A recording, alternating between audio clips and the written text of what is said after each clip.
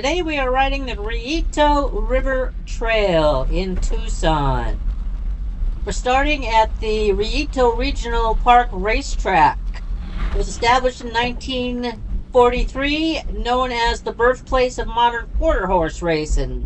But we will not be racing quarter horses today. We're using a different kind of horsepower. So today's ride is a 2-for-1. You're welcome. So I'm in Tucson for a reason, and that reason started in 1972 in Alaska on a bicycle. Now, Bicentennial wasn't built in some big city. It was born in Missoula, Montana. Built by 4 people, Dan and Liz Burden and Greg and June Seipel, 2 couples. They had already been on their bikes since 1972, riding from Anchorage, Alaska, all the way to the southern tip of Argentina. They called it Hemistour. National Geographic ran their story in May of 1973, and I read that article over and over and over again. I was so amazed. The article in National Geographic actually ended with them making it as far as Missoula with intents to go on further, and I understand they did, and somewhere along the California coast, pedaling south, one of them had the idea that America is turning 200 in 1976. What if thousands of people rode across it on bicycles? That'd be awesome. But Dan got hepatitis near the Mexican border and had to stop, and Greg and June kept going all the way to Tierra del Fuego. Then they came back to Missoula and got to work. And Bicentennial was incorporated as a nonprofit in 1974. So then, somewhere in 1975, I saw an article in the back of Bicycling magazine. It was just this little tiny, not even an article, it was a little tiny ad, about 3 lines, that said, if you're interested in cycling across country, send a self-addressed stamped envelope to this P.O. box in Missoula, Montana. Which I did. Morning. When that flyer came back from Bicentennial later that year, I was ecstatic. Somehow I knew I was going to do it. I jumped up and down. My parents couldn't said, if you can pay for it, you can do it. So I had a job and I started saving money, bought a new bike, and my parents let me leave the day after I graduated from high school to ride my bicycle at 17 years old across country with a group of strangers. Yes, my mom let me do that. The ride started in Reedsport, Oregon, with a wheel dip in the ocean, and off we went. From the Oregon coast to the Virginia coast, 4,250 miles, 10 states, 2 national parks, 22 national forests, 4,065 riders. Most of us had never done anything like it. No GPS, no helmets, no real plan. He called it Bicentennial 76, cross-country bicycle birthday party, and I was one of the 4,000, on a steel Panasonic touring bike with a tent, a sleeping bag, and apparently very little sense. 50 years later, I'm here in Tucson for the 50th anniversary reunion, and 2 people that I rode with in 1976 are here, and I haven't seen either one of them since then. But first, here we are, 5 miles south on the Rillito River Trail. The wind is blowing.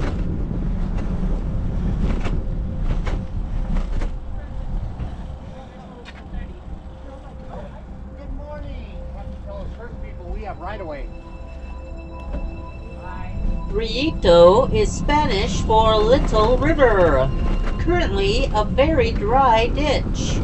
Tucson used up all the water around 1930 and the river just stopped. It's gone.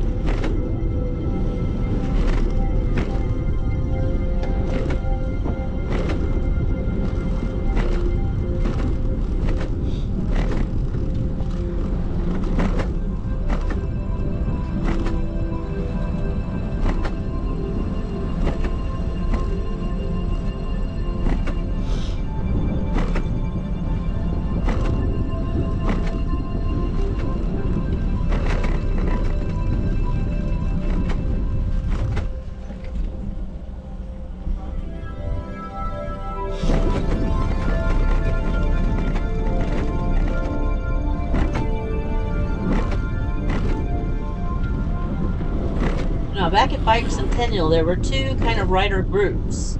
And one was the bike-in group. So every night they had a place to stay indoors. School gymnasiums, church basement, community halls, a roof, four walls, bathroom. Then there was my group. We were a camping group.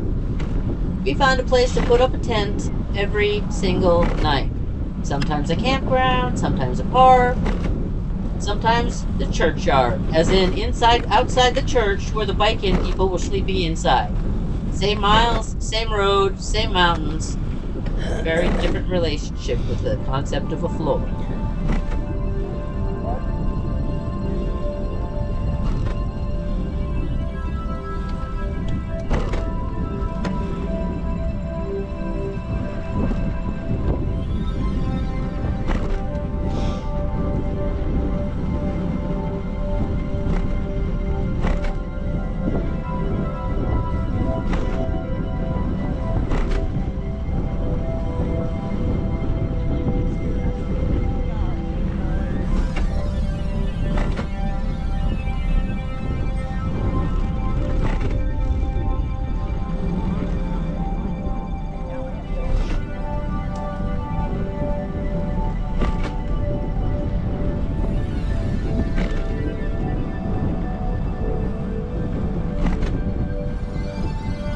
Pretty dog.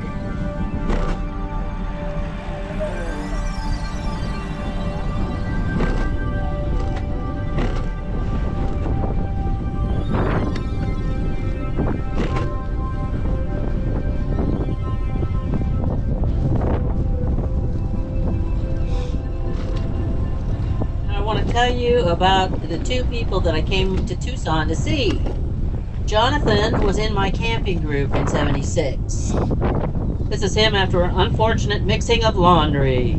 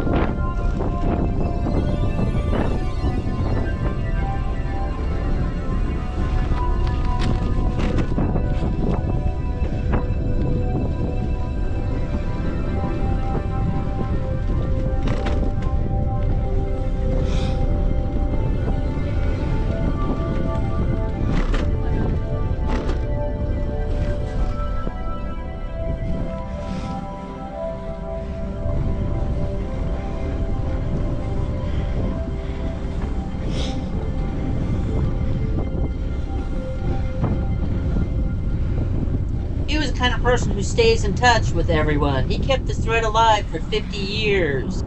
Occasional calls, emails.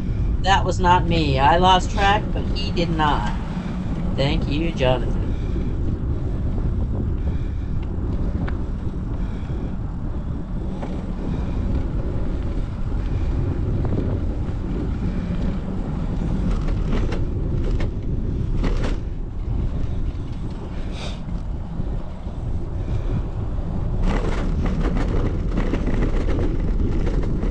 There was Stuart. He rode with a bike-in group with his wife Connie. They were already married when they did that ride. They did it together. Connie passed away last year.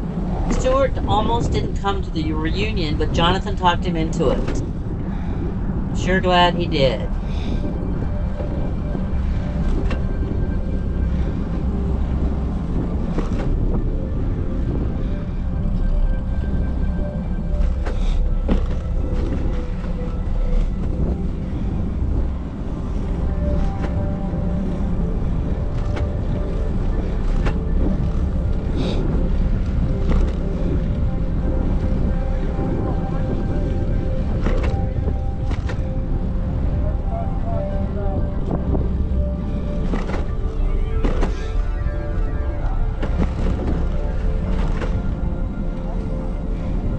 Pretty much a group of cotton tops now, but hey, we're still pedaling.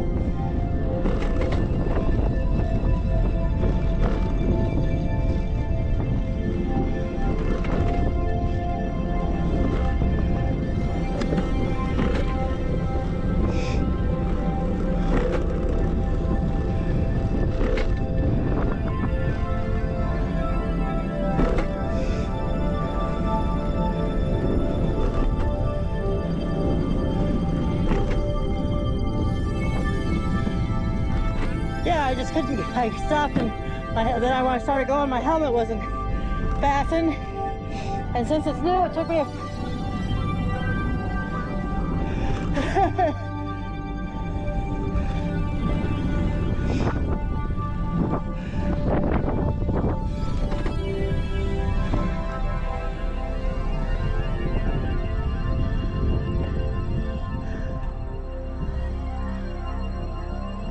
that's still new, and I was like, I couldn't get it fastened back up. We're good.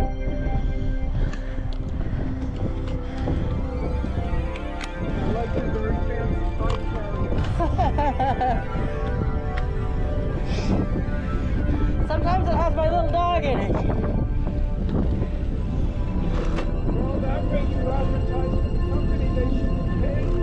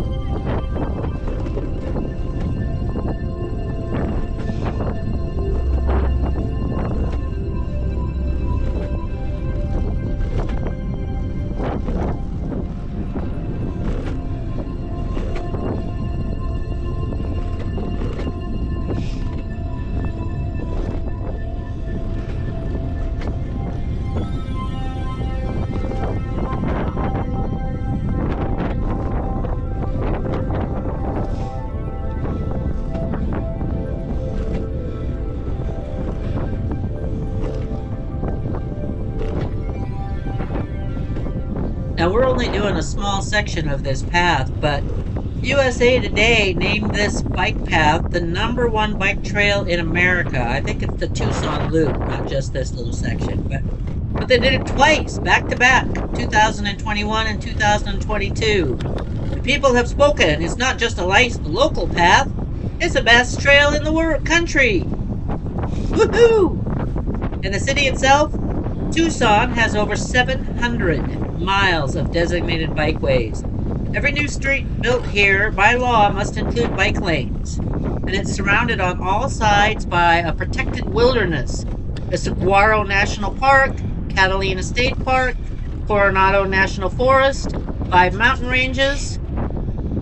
Bicentennial didn't land here by accident. This is a city built for people on bikes. It was built for us. Woohoo!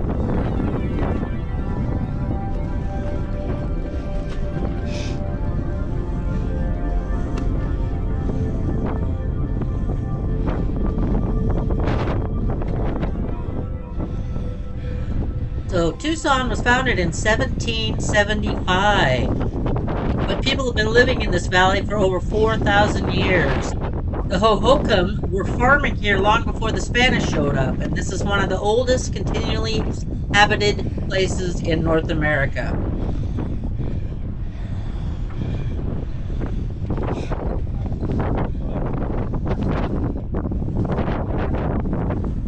The wind is starting to kick my ass here.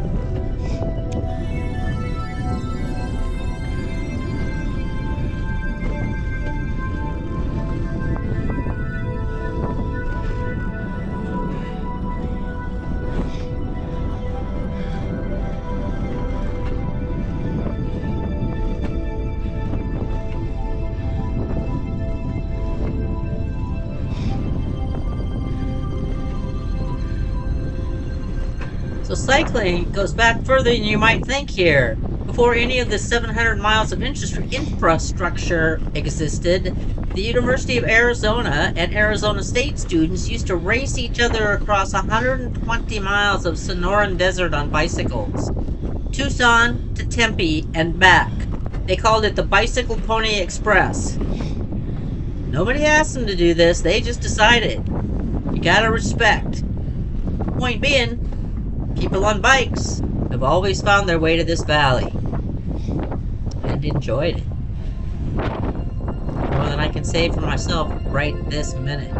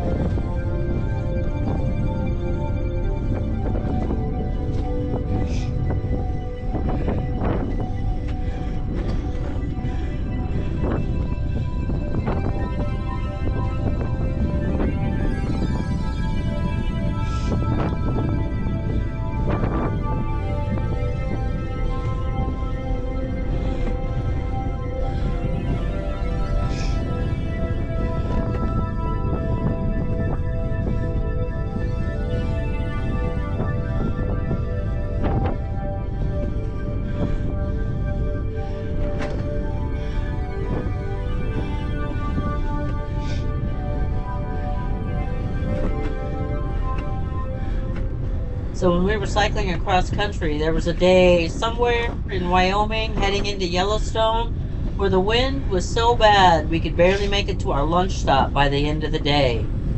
The two groups, both the bike-in and the camping groups, they got together and formed one long draft train. 20, 30 people drafting each other through all day. Nobody quit, nobody turned around. We didn't really have an option back in those days. It was go forward or I don't know what. We talked about that later in the day here in Tucson. The three of us, 50 years later. Felt like it was last week and it was another lifetime. But thank goodness for that draft train. At 17, I was able to do it. I'm starting to feel a little weak today.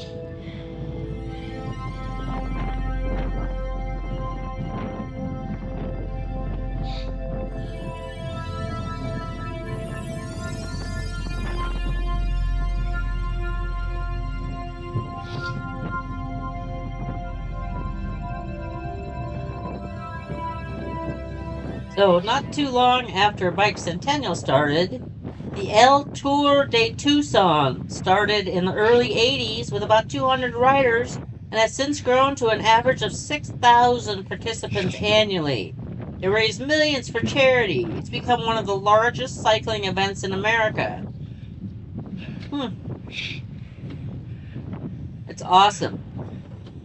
It's still going on, and apparently it's in March this year, March 28th. So that is awesome. Might have to come back and check it out one day.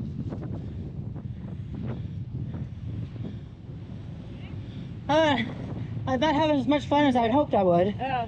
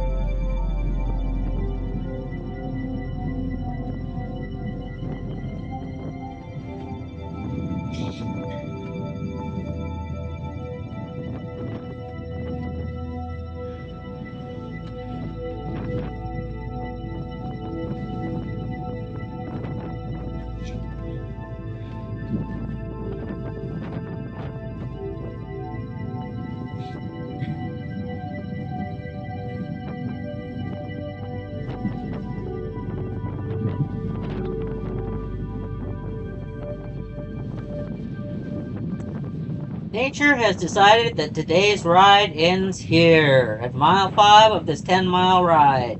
The other riders I was with, they kept going.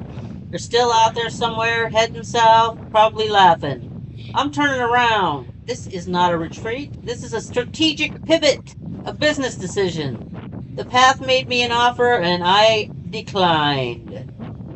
Funny thing is, in 76, the wind tried the same move. We didn't turn around that day. That's the difference between 17-year-old me and current me. The current me has a car with air conditioning waiting at the trailhead. This path wins today, but I shall return. Yeah, I think so. Yeah, let them know.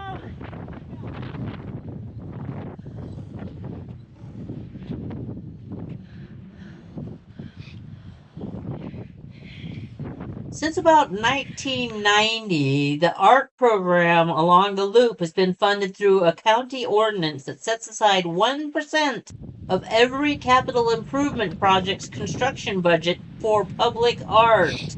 Every road repair, every bridge, a piece of budget goes to making the path weird and wonderful. Nice.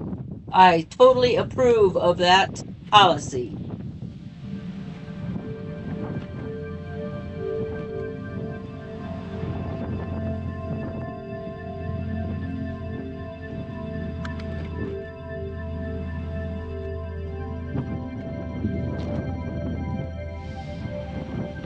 Woohoo! I'm flying! It's so fast with the tailwind.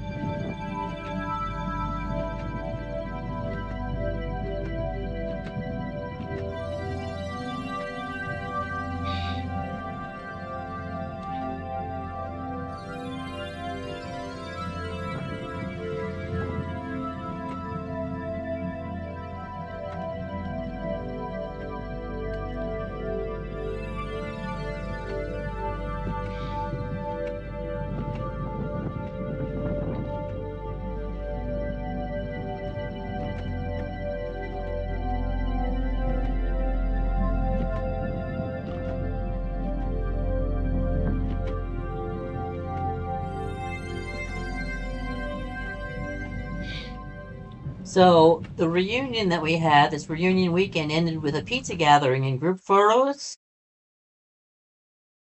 And Lael Wilcox showed up. Holy smokes, I fangirled all over her and got this selfie. For those who don't know who Lael is, she is an amazing ultra-distance cyclist. There's a Trans Am bike race every summer that follows the basic same route as the 76 Bicentennial route. Astoria, Oregon to Yorktown, Virginia. Except they race it self-supported, no stopping the clock. And Lael won it outright in 2016. Not just the women's division, the whole race. Beat every man, too, in 18 days. It took my group 76 days to make it. Oh, and she grew up in Anchorage, Alaska. The same city where the Bicentennial founders started riding from in 72. So yeah, I went fangirl. I think that's appropriate. And for those who don't know, September 11th, 2024, Lael finished her circumnavigation of the globe in Chicago, having left on May 26, completing 18,125 miles across 22 countries in 108 days, 12 hours, and 12 minutes. Guinness World Records officially ratified that record. She beat the previous record held by Scotland's Jenny Graham since 2018. Hers was 124 days and 11 hours. She beat it by more than 2 weeks. Holy smokes. Spending up to 14 hours a day in the saddle, like 186 miles a day. Whoa. That is awesome.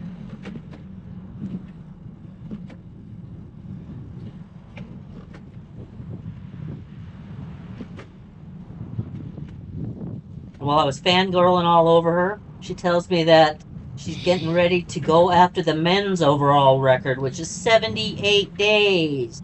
Which, if you're keeping score, faster than Phineas Fogg went around the world in 80 days. So, good luck. That's happening soon. That's going to be fucking crazy. But good luck, girl. I'll be watching.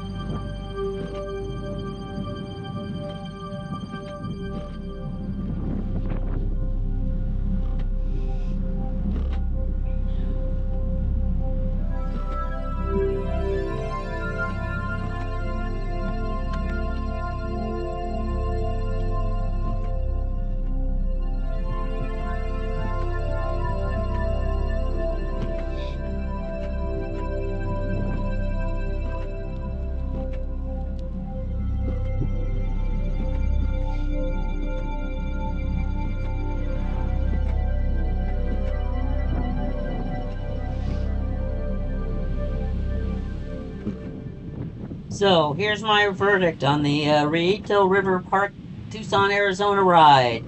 The concrete, wide, well-maintained, the path is awesome. The scenery is dry riverbeds, saguaros, mountain views, weird art. Pretty good.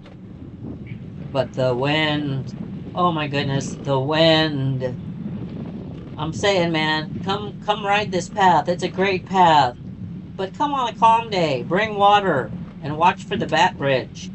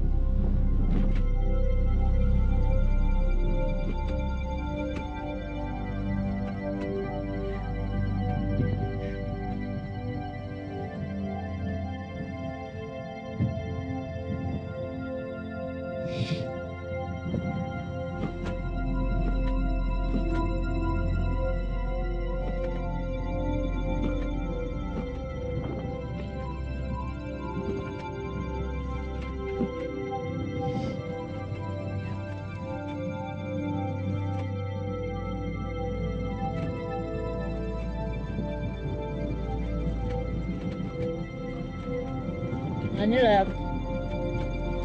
From what I understand, there's quite the bat colony underneath Campbell Avenue Bridge.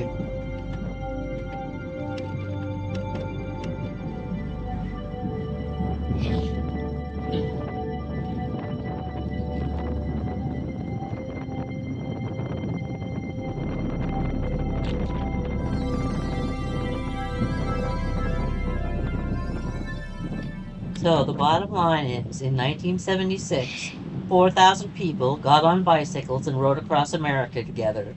Most of us were young, real young. Most of us were a little reckless, and none of us really know what we were doing. But here, 50 years later, some of those people found their way back to each other. In Tucson, at a pizza party, with a world record cyclist sitting around. I hadn't seen Jonathan in 50 years. I hadn't seen Stuart in 50 years. And yet, there we were. Still cyclists.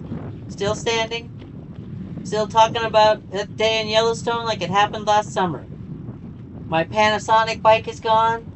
I have a Cannondale and it's much faster. But the wind is still the wind. I'll be back to finish these 5 miles this path still owes me.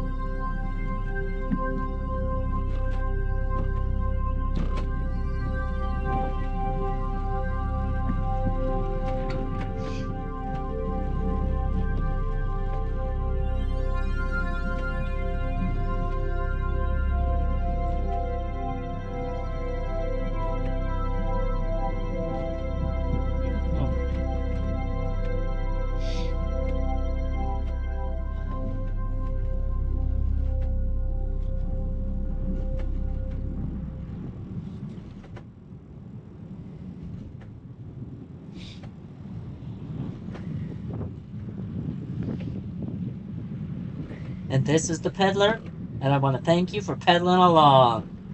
Woohoo! Woohoo!